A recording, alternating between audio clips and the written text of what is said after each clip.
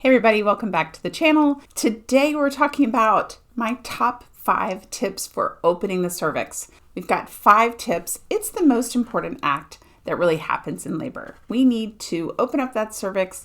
That's the exit for the baby, have the baby drop down, and let's get into tip number 1. Tip number 1 is to be limp and loose. So the uterus, it's a muscle and it's trying to pull open the exit, and that's a lot of work. And one thing that we can do to help this process is for us not to fight it, for us to keep the tension, the muscle tension in the rest of our body as loose as possible. We want to allow the process of opening the cervix to happen. So as much as we can release tension from really our head all the way down to our jaw, our shoulders, our arms, our legs, and everything down below our waist, keeping that nice and loose in labor. So I call it limp and loose in labor. And sometimes it requires just sort of being aware, like shaking out your body. Sometimes you have to actively release, keep your hands nice and loose, not clenching onto a bed rail, drop your shoulders, even doing some like progressive relaxation, thinking about tensing up your body, your forehead, all the way down. Keeping your jaw especially nice and loose is helpful. So number 1, limp and loose is going to help open the cervix. Tip number 2 is move around. Labor loves movement. The baby is trying to make their way down through the pelvis. The uterus is trying to open up. And using movement in labor is going to help that process. Movement also helps our pain management in labor. A lot of times being able to move, being able to change our positions can help us deal with pain, help us deal with the contractions.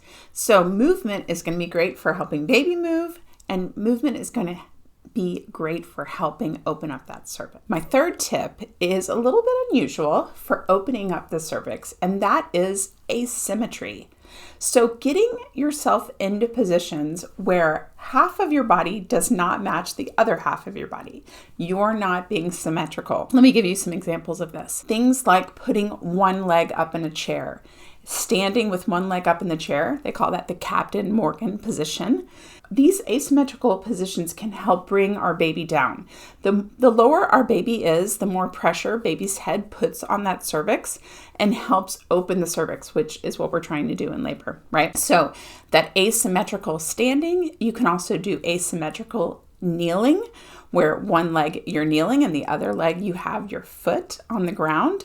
You can also do asymmetrical sitting if you need a restful position, where you're sitting in the bed and one leg is kind of up and the other is down. And switching those off from side to side is great too. So asymmetric is a great tip for opening the cervix. Here we are, 3 tips in, which is a great time to hit the like button if you found any of these tips helpful. And of course, please subscribe to the channel if you want to make sure you have easy access to the other tip videos. Now let's move on to tip number 4. Tip number 4 is to hydrate and to fuel. So eat and drink while you are working on opening that cervix. Our body is, it's almost like a sporting event. What we're doing, we're running a marathon, and we might not really even feel like we're doing that much. Maybe we're just standing in the shower and getting through the contractions. But our uterus is working really hard, and so we have to make sure that our uterus is fueled, eating snacks along the way, little bites here and there, and keeping yourself hydrated. So if you are not going to the bathroom regularly, that's a really good sign that you're not hydrated enough. This is a great time to pull in your partner as well. Make sure that they can help you achieve this fuel and hydration goal, so that they are getting out the little snacks, putting them out for you so that you can see them, so that you can take a little bite and that you can stay fueled and hydrated. Number 5 is a big one, but I really love it. One thing that I've seen that really helps you open your cervix is setting your mindset into a positive mindset, one that you are accepting of the process, that you believe in your body's ability, and that you are in that positive frame of mind. The mind and the body has a connection that I don't think we really truly understand.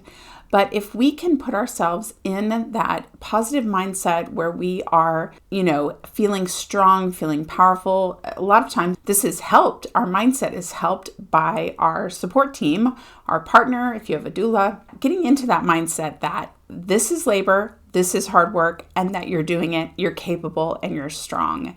And the truth of the matter really for this tip is mindset, and getting your mindset ready to go is something that can happen, way before labor starts. Working on that positive mindset for labor.